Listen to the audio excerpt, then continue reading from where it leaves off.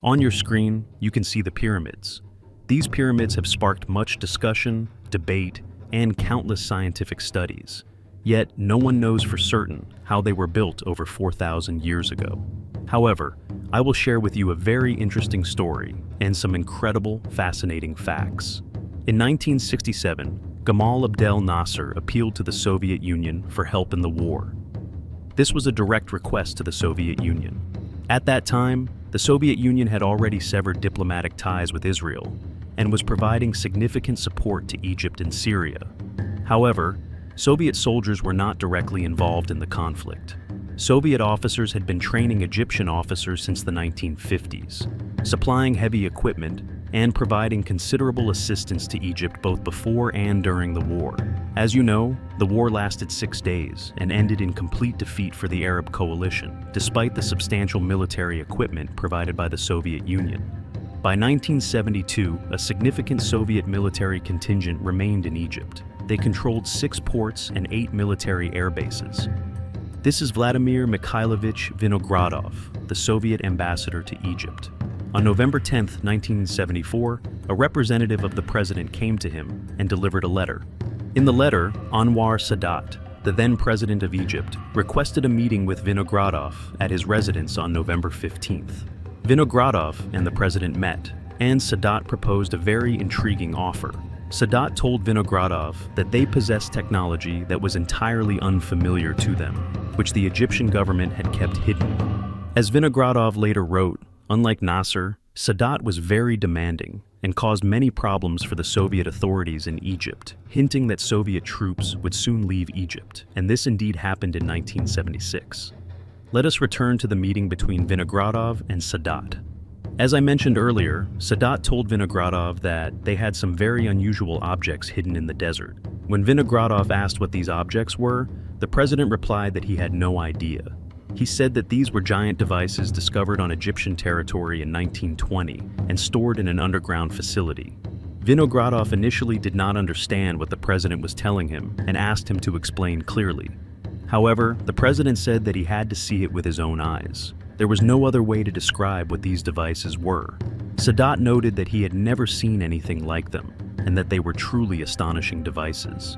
Vinogradov asked Sadat what he was proposing, but Sadat replied that he would tell him what his proposal to the Soviet government was only after Vinogradov saw these mysterious, incredible devices with his own eyes. Vinogradov convened a meeting at the embassy and instructed his representatives to form a group that would travel to the site. The group was to include scientists, several soldiers, geologists, and engineers. Within a week, the group was assembled and set off to the west of the Toshka Lakes. This location is 70 kilometers from Cairo. The group flew on 2 small planes. It consisted of 20 people. They landed in the city of Aswan and from there traveled by car to the lakes. The site was located 2 hours away from Aswan. When they arrived at the site, they were met with a massive underground entrance covered in sand. The group descended below, and the first thing they saw was an enormous machine of unimaginable size. I want to point out that the photos you are seeing now were not taken in Egypt, but on Soviet territory in 1984. Based on Vinogradov's personal notes, I can tell you that both the group and Vinogradov himself were in shock. They had never seen anything like it before.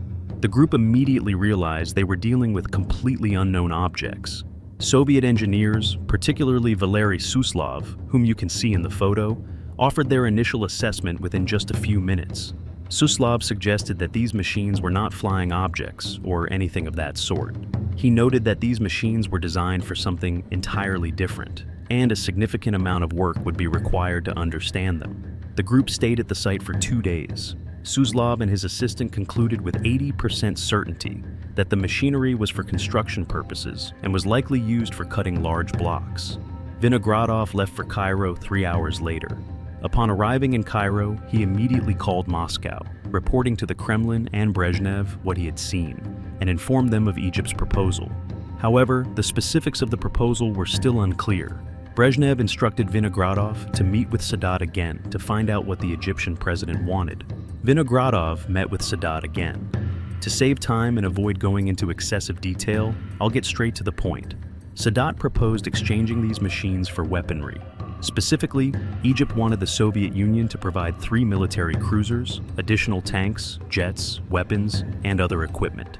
Sadat demanded a significant quantity of armaments. Vinogradov told Sadat that he would need to consult Moscow and would respond after that. Vinogradov consulted Brezhnev, who ordered Sergei Orekov to fly to Egypt within 2 days. By this time, Orekov was the deputy chief of the communications department and the head of the KGB's government communications forces. He was also responsible for overseeing all cases involving unidentified phenomena. Orekov arrived in Cairo, went to the Soviet embassy, and met with Vinogradov. Orekov told him he needed to visit the site himself to inspect these mysterious machines. Orekov traveled to the site, examined the objects, and returned to Cairo. After meeting with Vinogradov, he called the Kremlin, shared his findings, and gave his recommendation directly to Brezhnev. Orekov reported that he had never seen anything like these objects before. Although he had encountered many unidentified phenomena in his career, nothing of this scale or nature had ever crossed his path.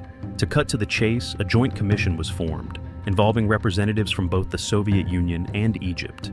Egypt officially presented a list of the military equipment it wanted in exchange, detailing the quantity and types. The Soviet Commission reviewed and approved the list.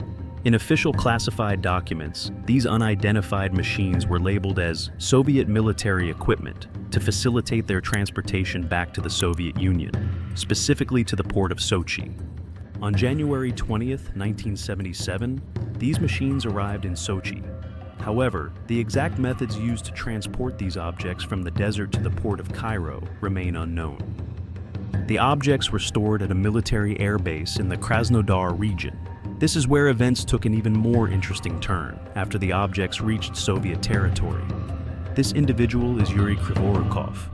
Yuri worked at the airbase in the Krasnodar region. He was the head of a repair team for jet aircraft and was responsible for maintaining planes, among other tasks. The photos you are now seeing were taken by him. As you know, these unidentified objects were classified as highly confidential, and everyone working there was strictly prohibited from discussing them, let alone taking photos.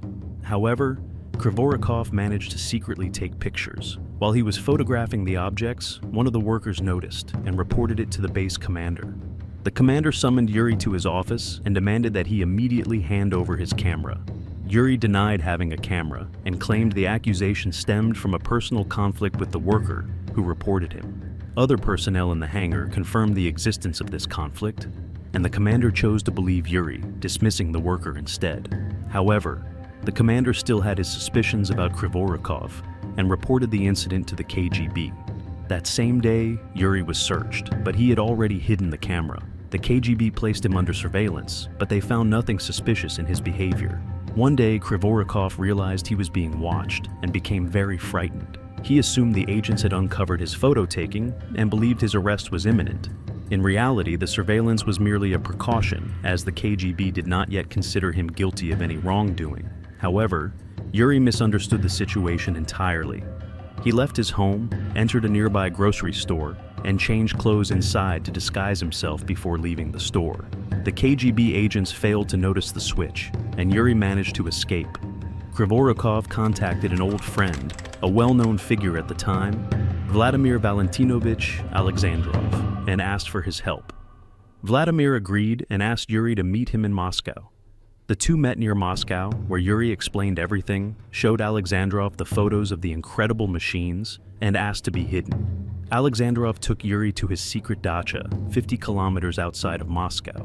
By this time, Krivorukov was officially listed as wanted, with both the Moscow police and the KGB searching for him. In 1985, Alexandrov traveled to Spain for an international conference, where he mysteriously disappeared in Madrid on April 1st. To this day, no one knows what happened to him. His trail simply vanished. On April 7th, Yuri Krivorukov was captured in St. Petersburg as he attempted to cross into Finland. It was later revealed that Krivorukov had been working as an agent for a foreign intelligence service, though I cannot disclose which country's intelligence agency here on YouTube. After his capture, no further information about him has ever been made public. It remains unknown what ultimately happened to these incredible machines.